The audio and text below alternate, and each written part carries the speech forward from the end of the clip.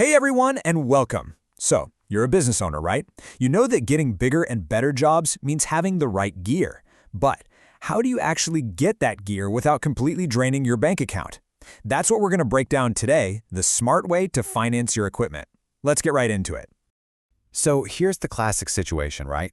You know what you need to grow. It's that brand new excavator or that upgraded software system. And your first thought is, okay, I'll just pay cash. But man, that feels risky, doesn't it? Especially now. Tying up all your cash in one big purchase, that can be a really dangerous game to play. And it's a huge deal because let's be real, having the right tools is what lets you take on those bigger, more profitable jobs. It's literally the engine of your growth. But what happens if buying that engine means you can't afford the fuel to run it? If it starves the rest of your business, you've got a massive problem. This right here is what we call the growth trap. It's a tricky spot. You've just spent all your cash on the potential for more work, but now you have zero financial flexibility to actually go after it. So when that dream job comes along, you know the one that needs cash up front, you can't do it. Your hands are tied, and suddenly your whole operation could just grind to a halt. Okay, so how do you escape this trap? How do you get the tools you need and stay flexible? Well, the answer is to totally rethink what financing means. It's not just about taking on debt. Think of it as a strategic key, the key to unlocking that trap. Look, smart financing lets you take that giant, scary price tag and break it into smaller, manageable monthly payments.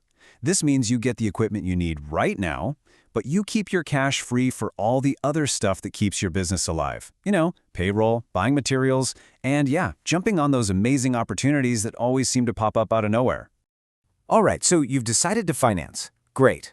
But now you're at a huge fork in the road, and this is a really fundamental choice. It really boils down to one big question. Do you want to own it, or do you want flexibility? We're talking lease versus loan. Let's make this super simple. You got a loan? Boom, it's yours. It's an asset on your books from day one. The catch? You're probably going to need a decent down payment. Now, you go with a lease, the finance company owns it. But here's the huge win. You often need little to no money down, and the approval process can be way faster. So it really is a choice, control versus cash. Okay, but let's dig a little deeper, because the differences get pretty serious. Take collateral. With a lease, the machine is the collateral. Simple. But with a loan, they might ask you to pledge other business assets as well. And then there are the taxes. This is a big one. With a lease, you can often deduct the entire payment, the whole thing. With a loan, you're usually just deducting the interest. I mean, these details can make a massive, massive difference to your bottom line. So, let's say you're thinking a lease sounds pretty good. Well, you're not done yet. You've still got a couple of choices to make. So let's break down the two main types of leases you're going to see out there. First, you've got what's called a $1 buyout lease. You might also hear it called a finance lease. Basically, this is the lease that's really a path to ownership. It acts a lot like a loan. You make your payments, and at the end of it all, you can buy the equipment for like $1. Literally $1. So when would you want this? Well, this type of lease is perfect for that heavy-duty equipment you plan to keep forever. You know, the stuff that's built to last for years and years. We're talking about things like cranes and excavators, tractors, big CNC machines, even your transportation vehicles. All right, on the other side of the coin, you have the fair market value lease, or FMV lease. Now, this one is much more like a true rental. You use the gear, your payments are usually lower, and when the term is up, you've got options. You can just hand it back, you can lease it again, or you can buy it for whatever its market value is at that moment. Now, you might be asking, why would I want a lease where I don't own it at the end? Well, think about any piece of equipment that gets outdated fast. For that stuff, ownership isn't an asset, it's a liability. So an FMB lease is perfect for things like your computers and servers, office printers, even things like forklifts. It lets you always have the latest and greatest without getting stuck with a piece of old, useless tech. Okay, so we've covered the what, the different types of financing. Now let's get into the how. I mean, how do the real pros think about this stuff? Here's a hint. It's about looking way, way beyond just the monthly payment. And this quote right here from a building materials trader just nails it. The really smart business owners, they're not getting hung up on the initial purchase price. They're thinking about the total cost of ownership, from the day they get it to the day they get rid of it. And check this out, because this is a real eye-opener. For a typical piece of construction equipment, the cost of financing is only about 12% of the total cost. Look at the two biggest slices of the pie, depreciation and energy. Knowing this is a superpower. It means you can look at two machines and realize, yeah, this one costs a bit more upfront, but its fuel efficiency will save me a fortune over the next 5 years. See? The purchase price is just chapter 1.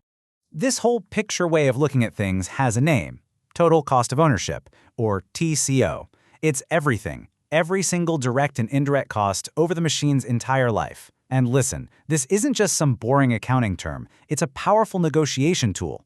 Honestly, understanding TCO is what separates a good decision from a great one. Okay, so we've talked about leases, loans, TCO. It's a lot, I know.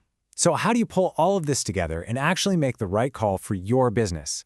Well, what you need is a simple framework to walk you through it. Here it is, your 5-step checklist. Number 1, analyze your cash flow and be brutally honest. Can you really afford this payment every single month? Number 2, calculate the total cost. Forget the monthly number for a second and look at the whole picture, all the interest, all the fees. 3, check your eligibility. What can you realistically get approved for? Be practical. 4, assess the flexibility. What happens if you want to pay it off early? Are there big penalties? Read that fine print. And number 5, and this one is absolutely non-negotiable. Talk to your accountant. Seriously, the tax differences we talked about are massive, and they can make or break this decision. Do not skip this step. Because at the end of the day, this whole process, it isn't just about buying a piece of metal. It's about making a strategic investment in the future of your company. So I'll leave you with this one last question to ask yourself. Are you just focused on financing today's price tag, or are you investing in tomorrow's performance? Think about that. The answer will guide you to the right choice.